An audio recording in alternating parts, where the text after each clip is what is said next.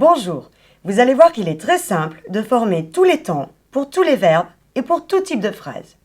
Et ce, à partir de 3 auxiliaires que vous devez connaître.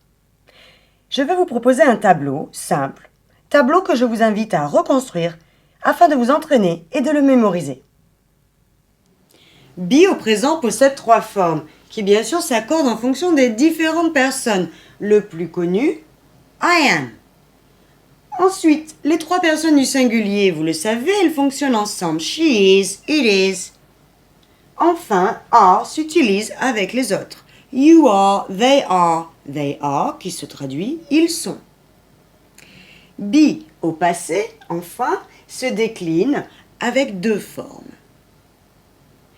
La première personne du singulier et la troisième personne du singulier fonctionnent de la même manière avec was. She was, I was. J'étais, elle était. Et de la même manière que are, were s'utilise avec les 3 autres. You were, we were, they were, ils étaient. Have, quant à lui, a 2 formes au présent. Have et has. Has fonctionne avec she, it et he. He has, il a. I have, j'ai. Have au passé n'a qu'une seule forme, avec toutes les personnes. I had, j'ai eu. She had, elle a eu une bonne note en italien. They had, ils ont eu de la neige à Noël.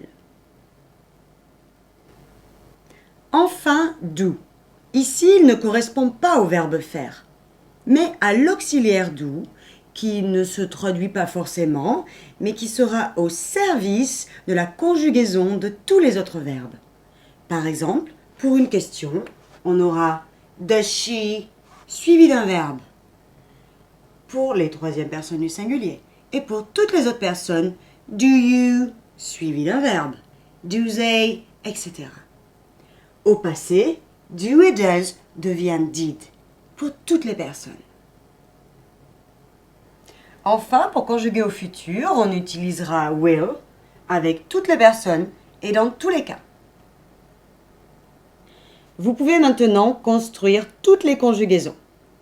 Si l'on s'intéresse par exemple à une action en train de se faire, on utilisera be associé à un verbe en ing. On se demande si elle est en train de jouer, on dira is she playing? De la même manière, au passé, on veut savoir si elle était en train de jouer. Vous direz was she playing? Enfin, toujours pareil, au futur, on veut savoir si elle sera en train de jouer. Et vous direz will she be playing? Ces 3 temps sont dits continuous. Present continuous, past continuous, future continuous.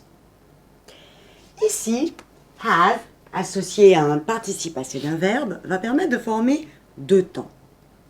Au présent, je ne veux plus savoir si l'action est en train de se faire, mais je veux savoir depuis quand elle dure. Par exemple, conduisent-ils depuis ce matin? Conduisent-ils depuis leur majorité? Conduisent-ils depuis 5 ans? Dans tous ces cas, j'appliquerai cette forme. Have they driven since this morning? Have they driven for 5 years? Ce passé-là s'utilise pour une action qui avait eu lieu avant une autre. Par exemple, je demande à ma sœur si, quand elle arriva au match en retard, c'était déjà fini et s'ils avaient joué.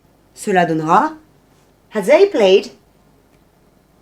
Finalement, pour ces 2 temps que l'on appelle perfect, la réelle difficulté, c'est de bien identifier les participes passés, qu'ils soient irréguliers comme driven ou réguliers comme played.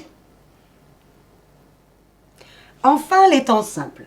Ici, on ne veut plus savoir s'il est en train de jouer ou depuis quand il joue, mais s'il a l'habitude de jouer. S'il joue en général, cela donnera Does he play? De la même manière, au passé, on veut savoir s'il a joué à un moment précis du passé, une action terminée. Did he play? Enfin, pour le futur, on veut savoir s'il jouera. Will he play? Nous sommes ici sur des formes interrogatives et pour répondre à ces questions, c'est très simple. Rien ne change. Pour la forme affirmative, il suffira de remettre le sujet en premier.